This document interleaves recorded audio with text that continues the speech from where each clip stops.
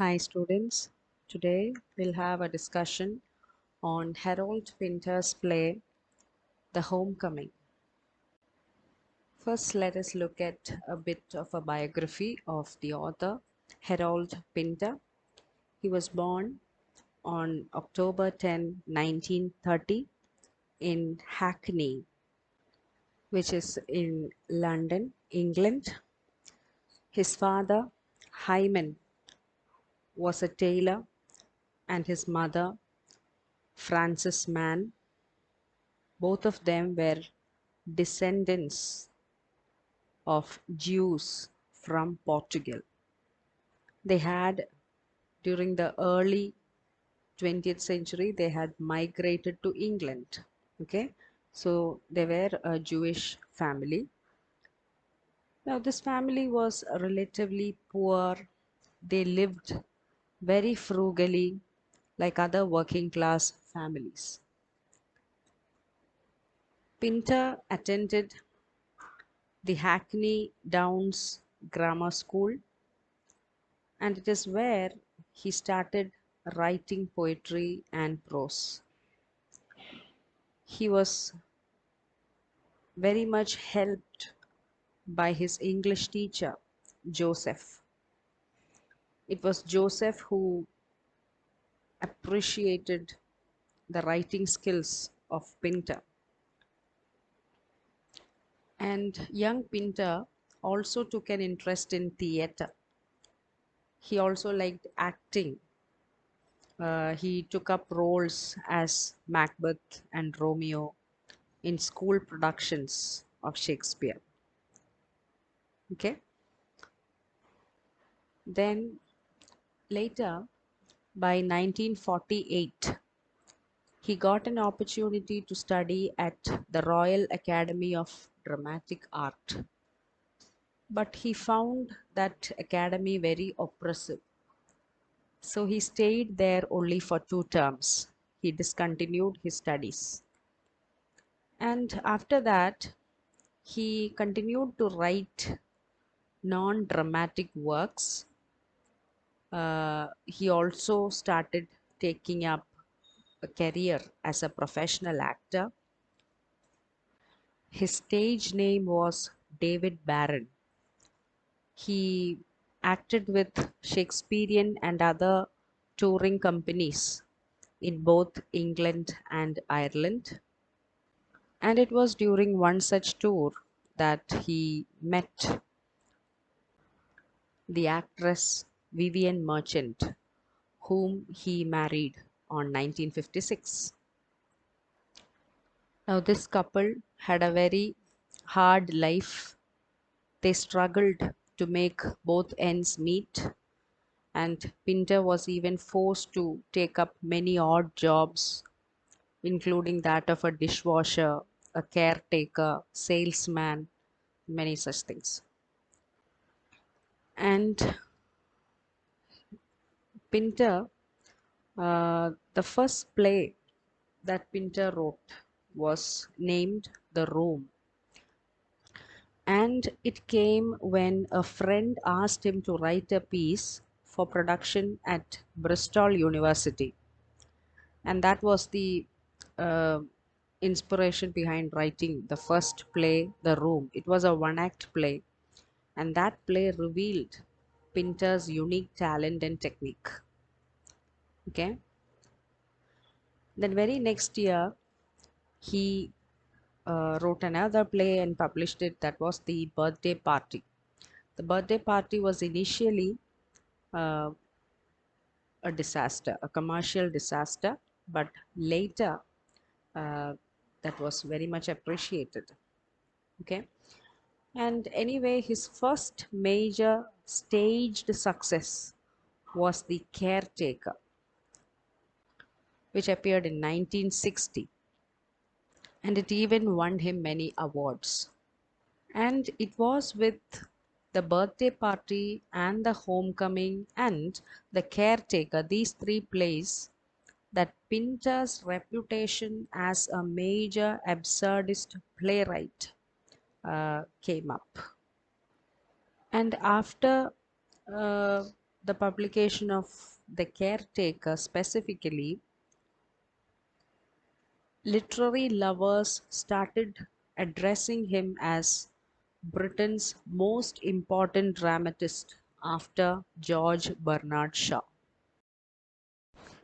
Now, after this, we see that his creative energy was devoted more to writing scripts for the television and the screen. And you can see that the playwright Pinter has remained a major voice in the British theatre since the early 1960s. And he was considered as England's premier post Second World War playwright.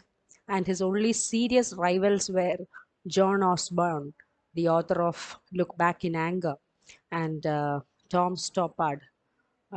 So, and apart from being a versatile literary genius, like he has tried and tested his talents in poetry, in acting, in directing, in screenplay writing. He was also a political activist. And apart from all those literary output, he was a very cricket enthusiast. And he remained a hardcore fan of cricket all through his life.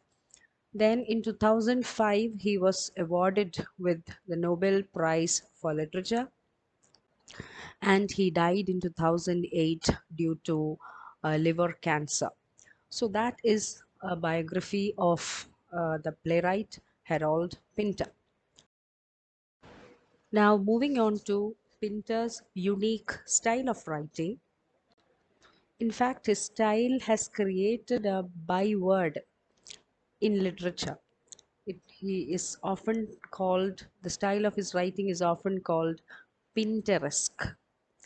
It is the label that is given to sum up uh, anything that is associated with the writings of Pinter. And the word Pinteresque came into usage in 1960, just 3 years after the first performance of his first play, The Room. And let's see which are the few characteristics of his style. In this Pinteresque style of Harold Pinter, or the type of drama that he has written, we see that one of the most important features is the avoidance of communication. Okay, the avoidance of communication. We often use language we normally use it to communicate, to share ideas, to share thoughts, feelings, etc. But here, language is deliberately used for miscommunication, because from a postmodern context, the writers believe that language has failed to communicate. In fact, silences and pauses carry more meaning than the spoken word. So, avoidance of communication, or silence, or pause, or miscommunication, all this is an attribute of the painter's place. Another characteristic is that, along with the characters in the drama, the audience also feel a sort of insecurity. Okay, the audience also feel a sort of insecurity, or a feeling of menace means something or somebody who will cause harm or danger. We fear that something is going to happen. On a superficial level, everything will be fine, everything appears normal, but beneath that, some danger or some mystery, some fear will be lurking around. That is menace. So, this sort of insecurity is very much evident in his plays. And then you also see that in the plays of Pinter, there is a mixing of comic and tragic elements. Okay, there is a mixing of comic and tragic elements. There are many humorous situations, but beneath all that humor, there is something dark, something secret, something menacing, something very dangerous, some fear, as I told you, is lurking beneath. Right? So, throughout his plays, you find this conflict between surface appearance and deeper reality. Okay, on as a conflict between surface appearance and deeper reality. On a superficial level, on the surface level, everything looks fine, but the reality is that everything is not fine. Something rotten is going on, something dangerous, something menacing is going on. Another thing is that the character study in Pinter is very difficult because the characters don't open up. The characters, we don't get a clear cut characterization. Like in the plays of Shakespeare, we get to know about what is that character, what sort of a character, what is his mentality, and all these things. But when you look at a Pinter's character, he is very, he or she, whatever, whoever it is, they appear very ambiguous. Okay, we don't get a clear cut picture of that character because as I told you, uh, both the characters as well as the audience feel a sort of personal insecurity when you watch these plays, and because of this insecurity feeling, the characters don't open up. Hmm? They use language uh, not to communicate their thoughts or ideas, but they use language in order to hide their thoughts, ideas, their emotions, feelings, etc. So they use this language games to protect themselves. Actually, they don't want to be known, and they rarely offer a convincing explanation of themselves.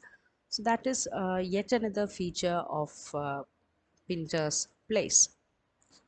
Then many of his plays happen inside a room, okay, inside a closed space, and the characters will be in the uh, comfort of that room, but somebody from the outside enters and that privacy is invaded and threatened.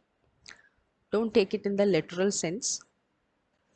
The person who is entering, the person who is invading that private space, that can be somebody inside that family itself.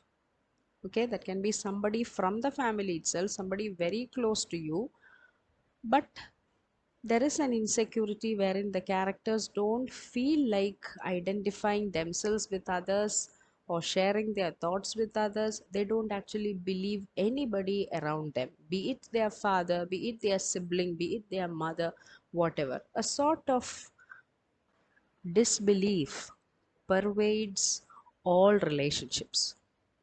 And so these are some of the features of Pinter's plays. Now, about the play, The Homecoming. The play is written in two acts. It was written in 1964 and first performed in 1965. And the setting of the play is a large room in an old house in working class North London. And all the scenes of the play take place in that same large room. Okay, and there are in total six characters, five male and one female. The major themes explored in this play are power, sexuality, and sexual tension. When it comes to power, the power that is explored here is that of the tension between the sexes, between the male female sexes. And apart from that, you can also see several undertones like emotional impotence, Oedipal desires, personal loneliness and isolation, appearance versus reality, and familial power struggles. The play uses many derogatory terms for women, and there are mentions of sexual and domestic violence. In fact, the play exposes how relationships get tangled and confused uh, in an all male household. So you will get to know about it when we start analyzing the play. So these are the themes, or these are the things that you need to know about the play. And this is the setting that I said, that old, or that large room in an old house. You can see some furniture, then a stair. It's a closed space. We don't see much of an open space over there. So it is here that the whole of the play, whole of the action and the drama happens. And now moving on to the characters. As mentioned already, there are six characters. First is Max. Max is the patriarch of the family. He is aged around 70. He has his brother staying along with them. His name is Sam. He works as a chauffeur. Then Max has three sons, Joy, Lenny, and Teddy.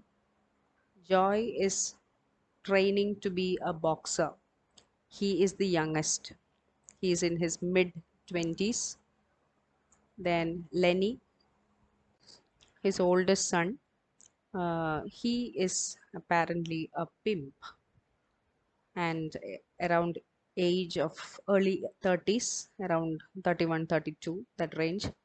Then comes Teddy, the second son of Max.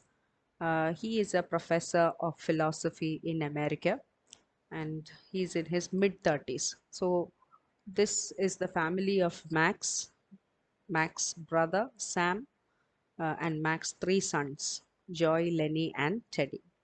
We have a single female character. Her name is Ruth, and she is Teddy's wife. She's aged around 32. She's in her early 30s. So this is the dramatis personae, the characters of the play Homecoming. An outline summary of the plot is like this. Teddy has spent several years living in the United States with his wife. His wife's name is Ruth. Now, as the play opens, as it begins, we see that Teddy and Ruth have come home after 6 years, and they are meeting Teddy's family for the first time after their marriage. So Teddy's father, Max, his uncle, Sam, or his brothers, all of them belonging to the working class community living in North England. Teddy has also grown up there, but later he migrated to America and he is working as the university professor over there. Even though at the first instance, Ruth finds it a little difficult to get accustomed to the house, but the very next day on, we find that she feels the place more familiar and more comfortable than the academic life that they lead in America. And slowly, as the play progresses, we see that a sexual tension develops in the play when Ruth, Teddy's wife, begins to tease Teddy's brothers and father. And slowly, we see that the men begin to contest with each other in a sort of Oedipal game.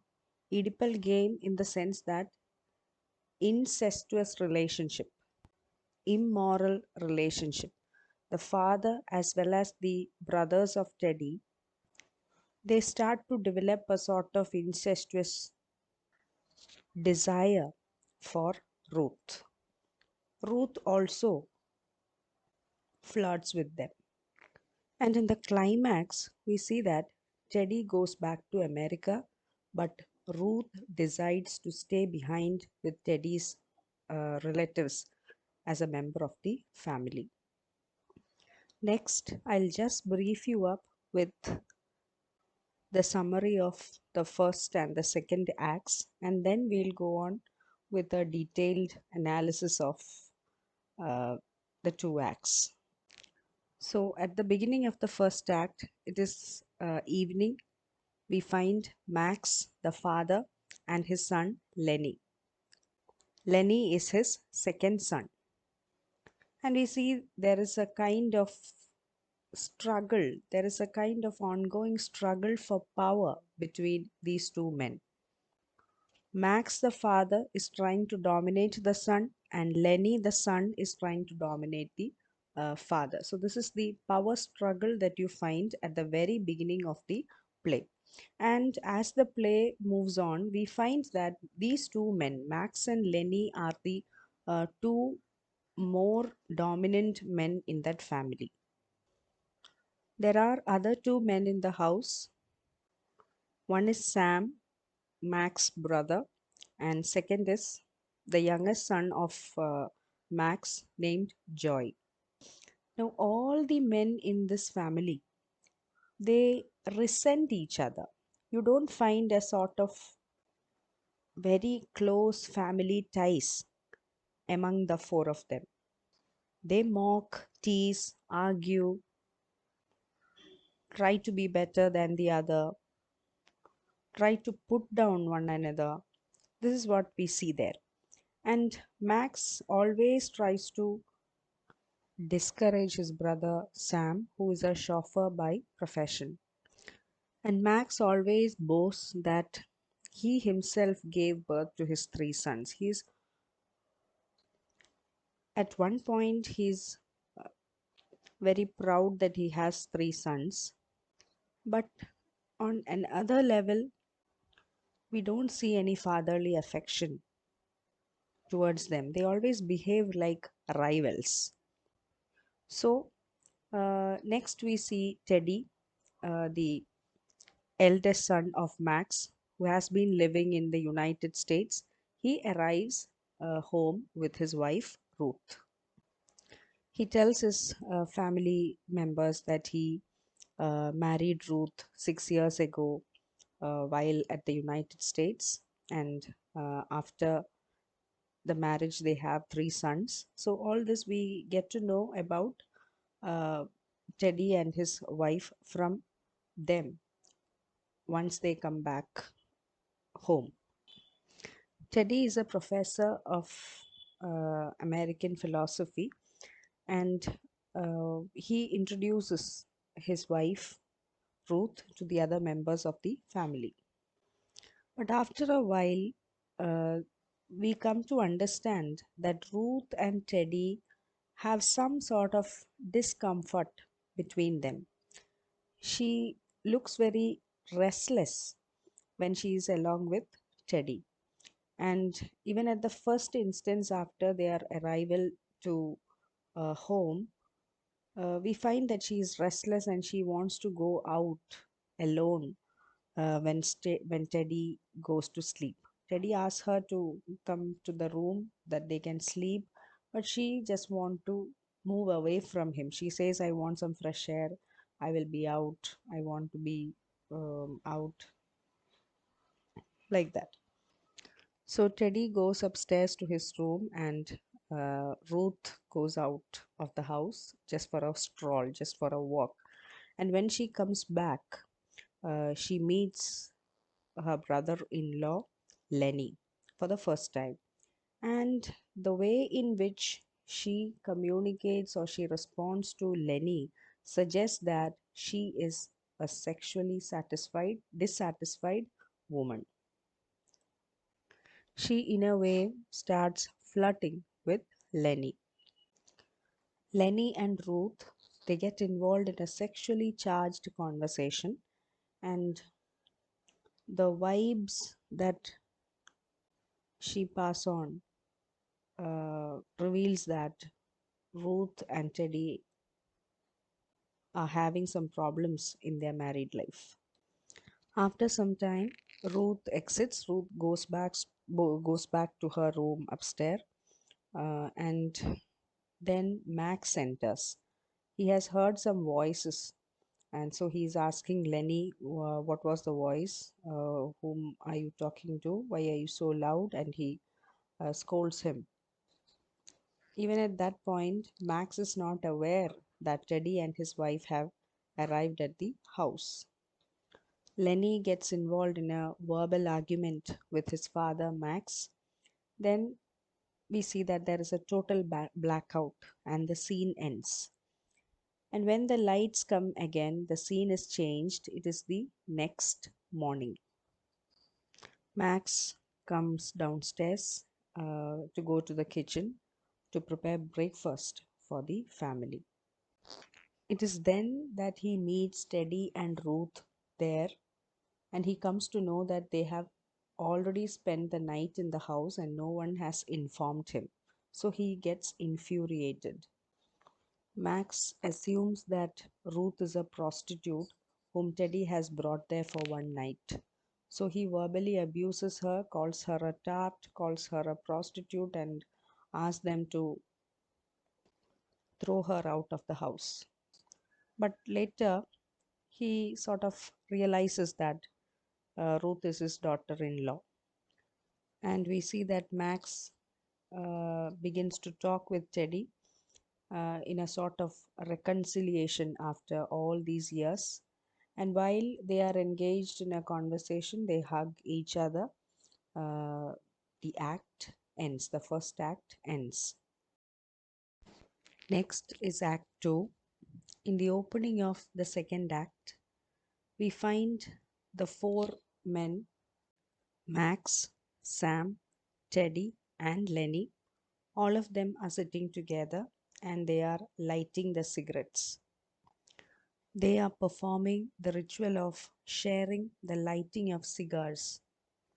Teddy's cigar goes out prematurely, and it is symbolic and it points to his diminished sexual energy. Max then becomes very emotional. He remembers the past good old days when he was living with his three sons and his wife Jessie. It is from him that we come to know that Max was a butcher. So all his thoughts and reminiscences quickly end with a new twist in the play. Max asks about the marriage of Ruth and Teddy. He blesses them, and Ruth becomes very comfortable with her father in law and she reveals her earlier life before she met Teddy. She also starts a little bit of flirting, and Teddy does not like it at all, and he suggests that they should go back to home, back to America immediately.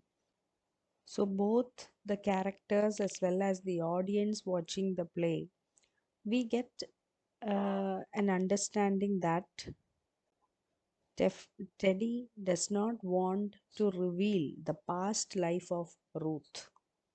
But even though he tries to hide it, even when he tries to stop her from revealing, we get hints about the past life or the past history of Ruth through her actions, through her flirtatious actions. Some hints are being produced. Soon her past life begins to appear more clearly and it becomes further recognizable to the brothers and the father. And we see that Lenny starts dancing with Ruth. After dancing for some while with Ruth, he turns her over to his brother Joy. Joy and Ruth sit down and he begins to be more intimate with her on the sofa. Here, Max and Teddy are mere spectators to all that is happening before their eyes.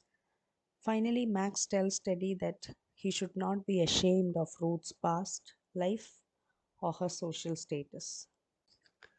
And by this time, Max has been observing Ruth very deeply, and he declares that she is a woman of quality and feeling. Joy and Ruth are locked in an embrace, and while Max is passing his remarks about Ruth, Joy and Ruth roll off the couch in onto the floor, and they are still embracing. Now the situation has completely changed, and we see that Ruth is in command of everything. She has established her control over the men in the house. She asks for food and drink. The men in the house try to satisfy her demands. Finally, Ruth goes upstairs and she does not come down for 2 hours. It is said later that it was a 2 hour sexual interlude with Joy. And then we see that Lenny is considered to be an expert in sexual matters because he is a pimp. He labels Ruth as a prostitute, as a tease. Ruth flirts with all of them in the house, but she does not allow them to make unwanted advances. While Ruth is upstairs, Teddy is waiting downstairs. The other men in the house begin to talk about Lenny's and Joy's sexual exploits. However, it is obvious to the family members by this time that Ruth is not happy with her marriage with Teddy. But Teddy does not believe that she is unhappy, and he says that she simply needs rest. It seems that Teddy is even willing to leave her there. Max suddenly comes with the idea that Ruth can live with the family and can work part time with Lenny as a prostitute. And we see that the men in the house begin to discuss their plan in great detail. Meanwhile, they pass jokes, and all this is irritating Teddy. Max even tells Teddy that he can go back to America alone, and uh, if you want, you can refer Americans he knows to Ruth when they come to visit London, so they can spend uh, 2 hours or so with Ruth, and thereby they can make money by sending her as a prostitute. That's their plan. And Ruth comes downstairs. She is well dressed and she is ready to go with Teddy, who's waiting for her. Teddy is holding his coat in his hand and their suitcases are packed. Teddy then tells Ruth about the proposal that the family members have put forth. He tells her that she can stay with them if she wants, but he does not tell her about the prostitution part. He gives her two choices. Either you can come back to America with me, or you can stay with my family in London. These are the two choices that he gives her. Ruth seems interested in the second choice. She decides to stay there, and so she asks them more details about the arrangement and the terms and conditions and what she has to do and all those things. Teddy then gets ready to go back to America. When this conversation is going on, Sam suddenly declares that Mac's wife Jessie and his friend Mac Grigger had an affair and that they had sex at the back of his car. And saying this, he collapses onto the floor. The other members acknowledge the possibility that Sam is dead, even though they know that the death of Sam would cause some inconvenience for them, but they mostly ignore Sam because they are interested in settling things with Ruth more than taking care of the dead body of Sam. In the final scene of the play, we find Ruth sitting in a very relaxed mood in a chair, and she's sitting in a posture like that of a queen on a throne. And on the other side of the room, Sam is lying still on the floor. Joy comes to her and he places his head in her lap. Lenny looks at them from a distance. Max also crawls towards Ruth and he says over and again that he's not an old man. But Ruth doesn't respond. She keeps quiet. Max urges her to kiss him. And this is the final ending or the climax of the play. The play ends with many unsolved questions, like the tradition of the other plays of Pinter as well. Uh, we see that the audience also are left with a number of ambiguities.